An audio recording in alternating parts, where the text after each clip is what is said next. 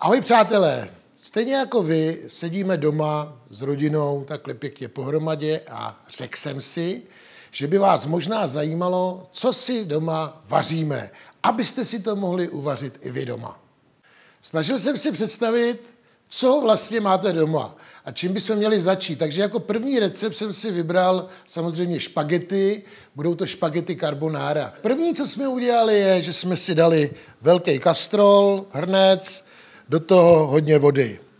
Vložíme špagety a ty necháme dělat podle balíčku, že jo, nějakých těch 6-7 minut podle toho, co tam je napsanýho. Osolíme.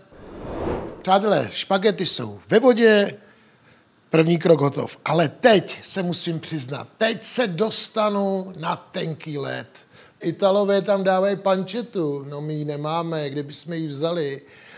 Tak já vám radím, když nemáte pančetu, dejte tam úzenou slaninu. A aby to opravdu mělo tu šťávu, tak ještě přidám na kousíčky trochu špeku. Tak na pánev. A tohle to necháme pěkně do křupava opéci.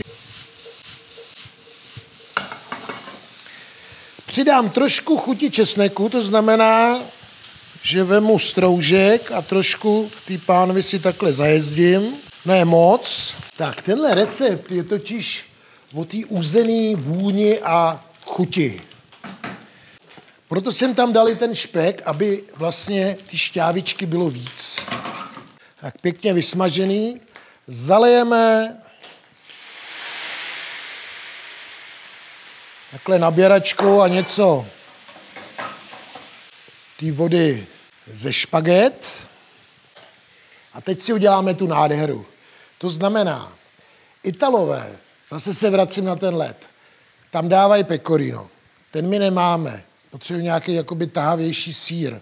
Budu používat goudu. Jo? A na konci to posypu potom parmazánem. Tak, co budu potřebovat? Mám tady 1 vejce, 2 žloutky. Rošleáme. Přidáme tam takhle nastrouhaný sýr gouda a máme připraveno. Teďka vytáhnu špagety do pánve.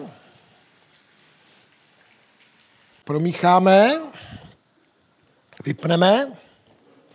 Teď je to nejdůležitější, protože teďka budeme dávat ty vejce s tím sýrem k těm špagetám a potřebujeme, aby to zůstalo krémový. Opatrně můžete si prohazovat nebo míchat. Tak, to je ono. Teďka ten sýr povolí a bude to pěkně krémový. Jo, všimněte si toho. Přidám ještě trošku vody z těch špaget.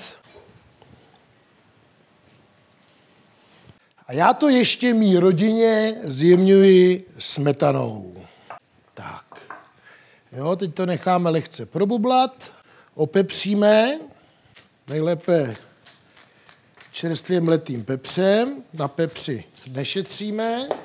No a naše perfektní jídlo je hotovo. A můžeme podávat, přátelé. Takhle to má vypadat krémový, nádherný špagety carbonara. Osobně si myslím, že to je naprostá lahutka. V dalším videu vám ukážu, jak děláme rychlou asijskou pánev. A jestli se mnou chcete vařit, tak si připravte kuřecí maso, zelí, mrkev, cibuli, česnek a sojovou omáčku a solamel. To jsou všechno věci, které asi máte doma. A budeme to dělat z rýží, kterou asi máte doma určitě. Sledujte pořad s babicou v karanténě na YouTube, Facebooku a Instagramu.